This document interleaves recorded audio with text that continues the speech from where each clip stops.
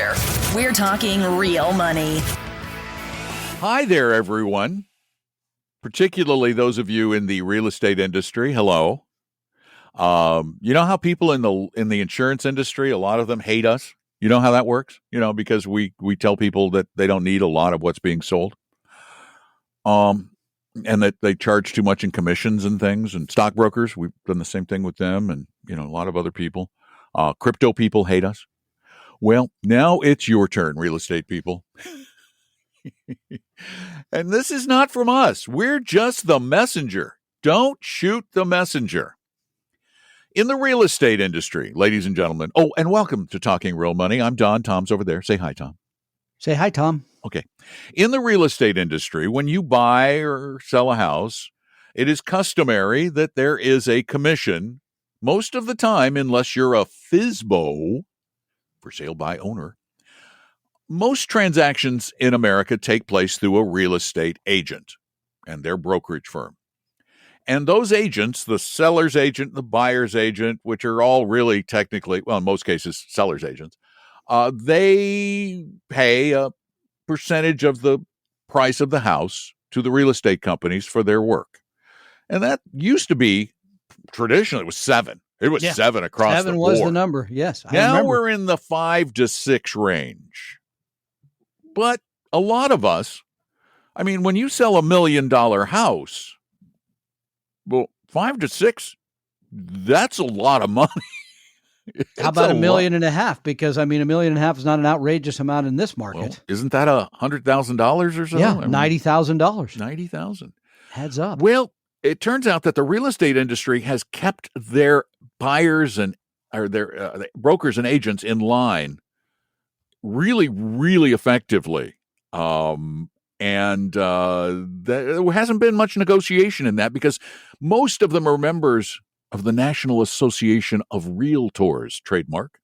Did you know that the term realtor? Yes, it always has It's not a name for them. It's a trademark. Yeah. If you're a real estate agent who isn't a member of the National Board of Realtors, you can't use the term realtor to describe yourself. You have to call yourself a real estate agent. I believe, and if you're not a realtor, you can't be on the multi listing service, MLS. Yeah, in fact, when I meet a realtor for the first time, I ask to see the brand on them just to make sure it is. Oh, to make sure the registered, the R. It's usually on the side, the R in the circle, just below the ribs there somewhere. Anyway, well, I want to see it. The NAR got sued in a class action suit, and the judge ruled that they really couldn't force people to charge those high commissions. And you can start negotiating these fees. You could before, but now it's agents are allowed to really get aggressive with this. They were discouraged in the past. And there's an article in MoneyWise that states that, there could be a big shift coming in the real estate industry. In fact, the numbers are astounding. According to this author, $100 billion in annual real estate commissions could be cut by 30% and wipe out half of America's 1.6 million realtors. I mean, that's a $30 billion saving. And it's kind of a lot of money. That's 800,000 real estate agents out of work, according to their numbers. Which wouldn't be a bad thing necessarily. Well, I mean, and if you follow the industry, it's fascinating. When home prices go up, guess what? A lot more people become realtors or real estate agents. When they go down, a lot of people quit. If you can go back and look at the numbers, because in 2008, 2010, a lot fewer people were in the business, and all of a sudden prices start going up. Oh, this is a good idea. So it does go up and down. In 2007, I mean, I think literally half the people in my little town here were real estate agents. Every other person I talked to, we work in real estate. They didn't do it full time, but we work in real estate because, they figure if they sold one house, $1 million house, they're getting $15,000 in their pocket after splitting with their broker and the other agent. Even it adds up, right? You do 3 or 4 of those deals a year. Yeah, as a part-time job, that's pretty good money. It is. It's more than no offense, Starbucks, for example. The NAR and fellow defendants were ordered to pay the amount to the sellers of more than 260,000 homes for conspiring to artificially inflate home sale commissions. Now, of course, this case is not decided finally because this will be appealed for many, many years ahead, I'm sure. But the writing is on the wall. I'm not going to get a penny out of the deal because I fizboed. Oh, did you? I didn't even know that. Always fizboed. Oh, good for you. That's brave. And I believe, and don't quote me on this, but I believe my daughter, who's in the business, lists homes for between 1% and 2%. Now, I don't know what that means because there's another party to all that. Somebody else may be charging more. I don't know the deal. So yeah, but it points and we're out going to get in trouble with her no matter what we do. She every time. It's funny. No. It's funny. I talked to a friend who works for Morgan Stanley, and he's always telling me that we manage money for a fee. We only do it for a fee, and it's just 1%. Now I don't believe him. I don't. I truly don't. When they can charge up to 2 something, and they're just charging 1, it's like, yeah, okay, whatever. But the fact of the matter is, the service industries in America are changing dramatically. It's not just real estate, Tom. Right in front of your eyes. I mean, if you look around. Exactly. It literally like is. In our business, commissions. It used to be everybody who provided investment advice worked on a commission. And even back when I started, which wasn't that long ago, okay, it was long ago, but there were still 8.5% commissions on mutual funds. Wow. Think that through for a minute. 8.5%. Then they went down to like 5.75. Yes, they were. Then they went to C shares, which hid commissions, or B shares. But now it's moving toward fee only advice. There's a huge shift underway and those fees are compressing from the 2 range down into the 1s and even below 1 for larger clients. Oh, no doubt. And by the way, for some people that don't want that full-time sort of asset under management help, you can get hourly, right? Mm-hmm. You can get a set price for a year, right? Sometimes they'll say, you pay me. You can buy a plan. Yeah, there's all kinds of things. Oh, yeah, financial plan, absolutely. So those fees have come down. I mean, I think the more significant one is believe you told me this recently, $40 trillion in exchange traded funds and mutual funds, because in addition to those commissions, which we think you should pay no commissions on anything, especially mutual fund, and you certainly wouldn't on an exchange traded fund, the fees to operate those have come down dramatically. Now think back, Don, when you started in the business, the earth had recently cooled. And the buggy whip was just going out of business. When you had the B shares, right, then you would often have total expenses of 2%. Yeah, I mean, and now, as I mentioned recently, I mean, you can get it free at Fidelity if you want, the Fidelity free funds. I don't know the Fidelity zero funds, pardon me, free funds. And you can get index funds for 0.1, and you can a little more sophistication, get them for a bit more than that, but pretty doggone cheap. So those have come down. And then there's other parts of your financial life that you should pay attention to, because certainly tax returns, accounting, all of that has become commoditized in the last 2 decades to an extent that no one ever would have believed. A big surprise there. And it's just going to escalate from here, because these are easily, I'll give you two businesses that are easily commoditized. That'll be easy breezy for a computer to do, because the bulk of the work, and I know you guys are going to argue, but you're just protecting yourself. You need to open your eyes and see the writing. It's not on your wall, it's on your computer screen. And the writing says, if you prepare a tax return, a machine can very easily digest every single bit of tax nuance, except for the most complicated, convoluted returns, and do an incredibly good job of giving people all the deductions to which they're entitled. The other industry that relies, and don't lie to me, you guys in the legal industry, the bulk of the work you do is templated. It is. You do a will, it's a template. You fill in blanks. Don't lie. You do. Now, mine's not. Mine wasn't. Mine was very unique. My trusts and all that Oh, stuff. sure. Yeah. There weren't some templated forms that they just uniqueized. So wait, now you've taken on the insurance industry. You've beat up the stockbrokers. You're Mhm. all over the accountants, CPAs, Lawyers. and you're coming after the lawyers? Yep. Dude, what's left? I guess there's a big picture here. There is actually a big picture. I think there is. It's anything that a computer can do as well as you with artificial intelligence is going to threaten your job. Well, I think it's bigger than that for the people listening who need these services. I think it goes like this. I think in today's world, you basically have to try to negotiate every service you get because there's squeeze room in there that you may not know about. That people, they think, well, the price is the price. No, it really isn't. And so you need to go in and say, you need to go in and say, would you be willing to do it for this? What's fascinating, though, is that more and more the price of the product is the price of the product. You can't negotiate with Amazon. And a lot of car dealers are going with the no negotiation, that we're going to give you the best price we can give you, and that's the price. Products are different. Services are going to become massively negotiable.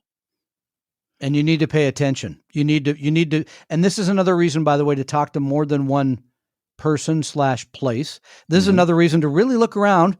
And I hope this all works, but I did talk to 3 different pavers for your area there, and I took the low bid. So I hope you don't slide off into the abyss there, because I took. Well, as long as the asphalt is semi-solid by the time I get there, we'll be good. Okay. I don't want to sink into it. Never get out. There goes the trailer. But I think it's worthy of closer examination than it used to be. I think most people just said the price is the price. That's not true today. I'll put it that way. Well, but let's extrapolate this out a bit into the future. Just let's be soothsayers for a minute, which we're not very good at, but let's try it.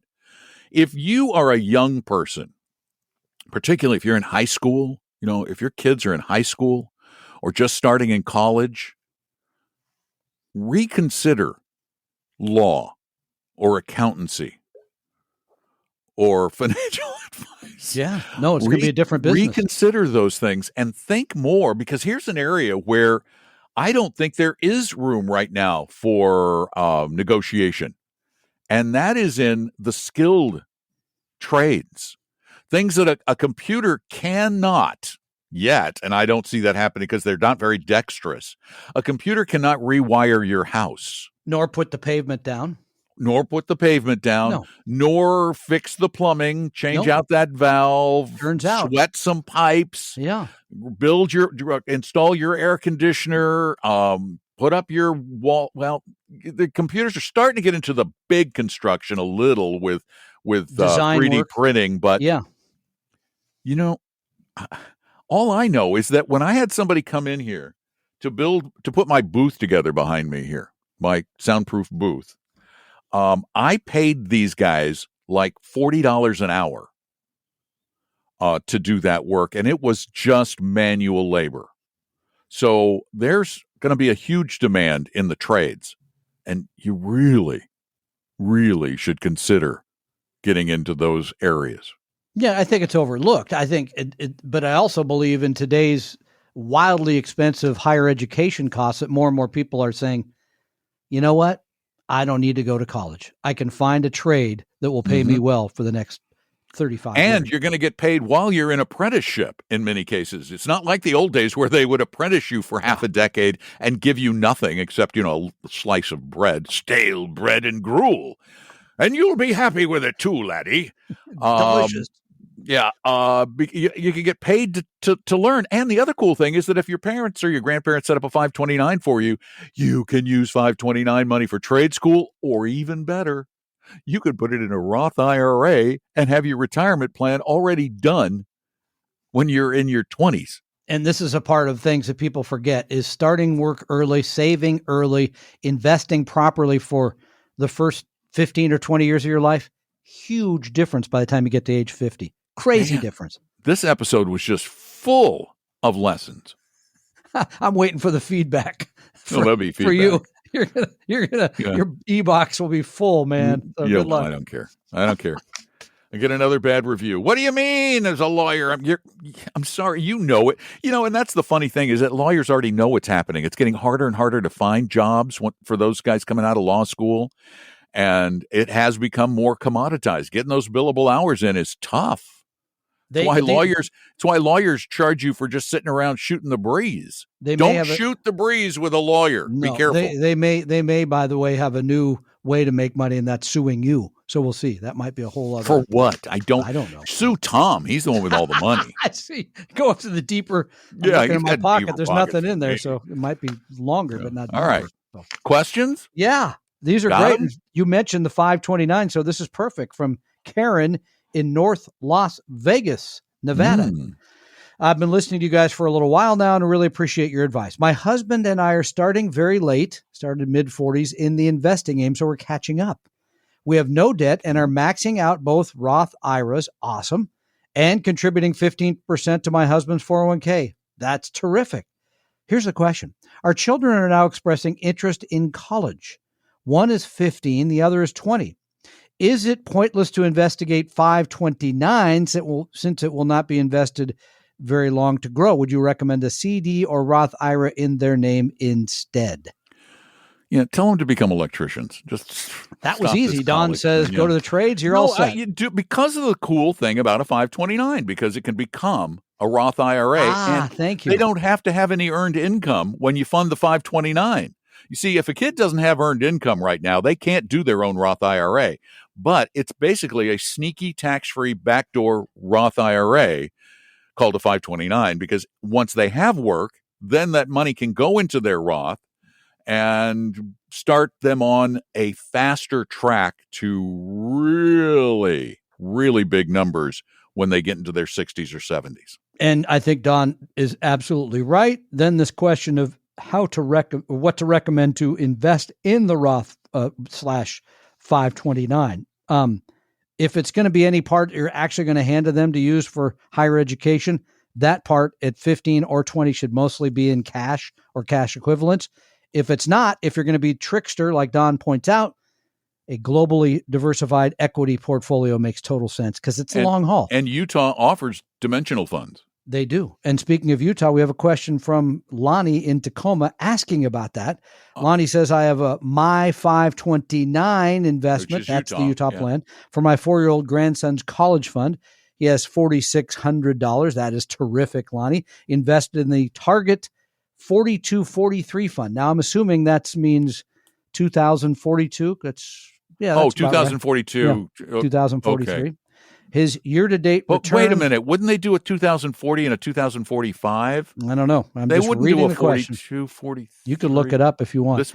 I know there's no such thing as a 4243 fund. I've never heard of it. But his year-to-date return, this is the question, for 2023 was 22.6%. My question, is there a better My 529 fund for my grandson? I prefer a moderately aggressive fund. And the answer is no, if you're talking, because what he might be talking about is the age-based fund, which I use for my kids and grandkids at Utah. So in that case, you could say it's an age-based fund. I'm in the aggressive age-based fund, I believe, for my relatives. And I haven't even looked at the performance, by the way, because I know how the money's invested. I trust what they're doing with it, and I don't need to look. He's in one of the target enrollment funds at My 529. It's not a regular fund; it's their fund, and they call it the Target 2042, 2043. And it's 65% stocks, 65% U.S. stocks, 35% international stocks, no bonds. 100% stocks.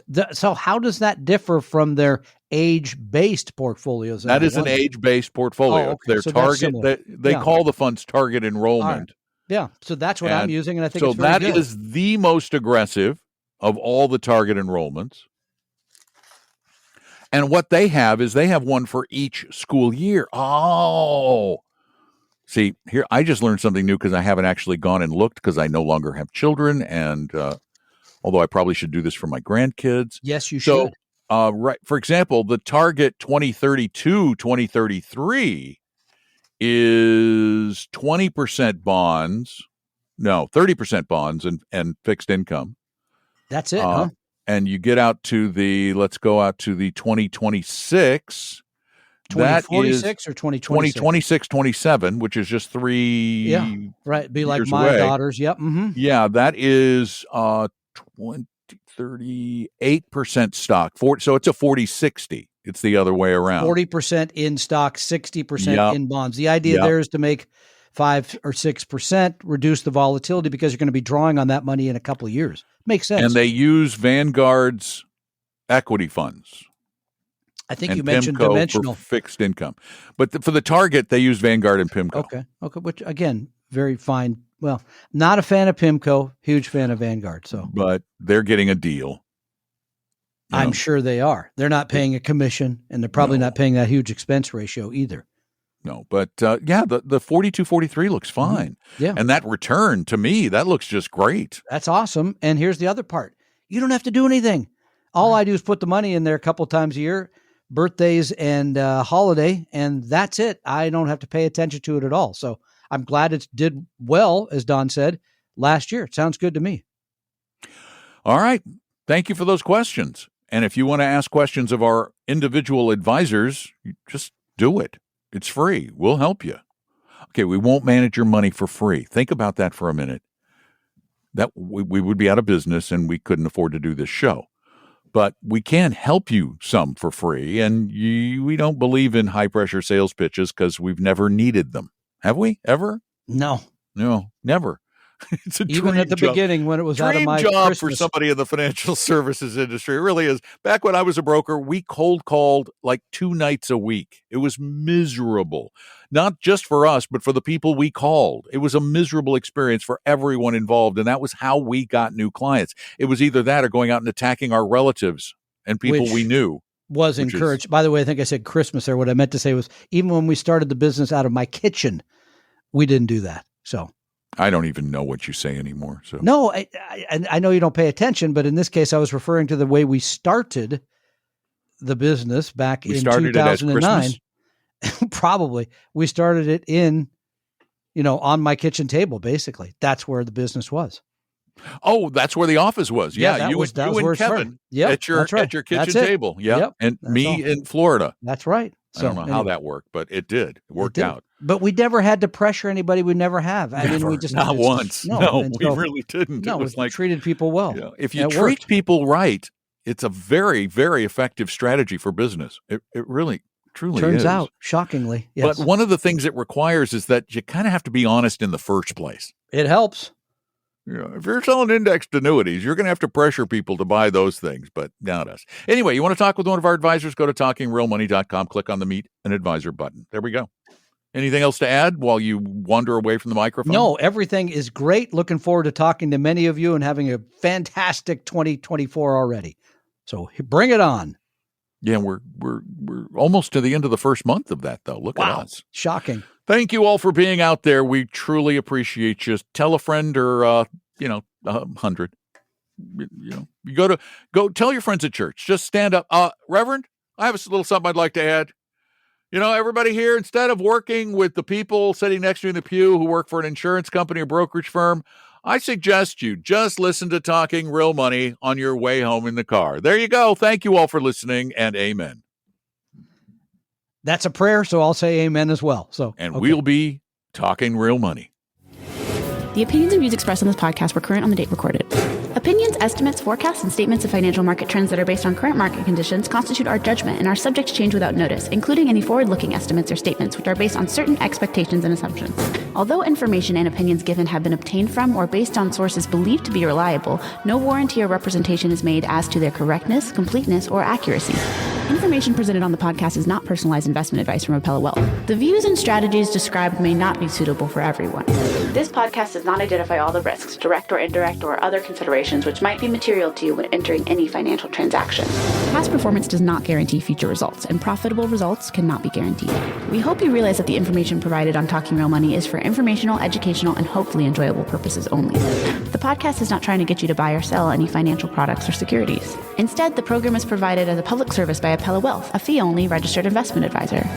Please see Appella Wealth's ADV Part 2A on our website for information regarding Appella's fees and services. Appella Capital, LLC, DBA Appella Wealth, is an investment advisory firm registered with the Securities and Exchange Commission.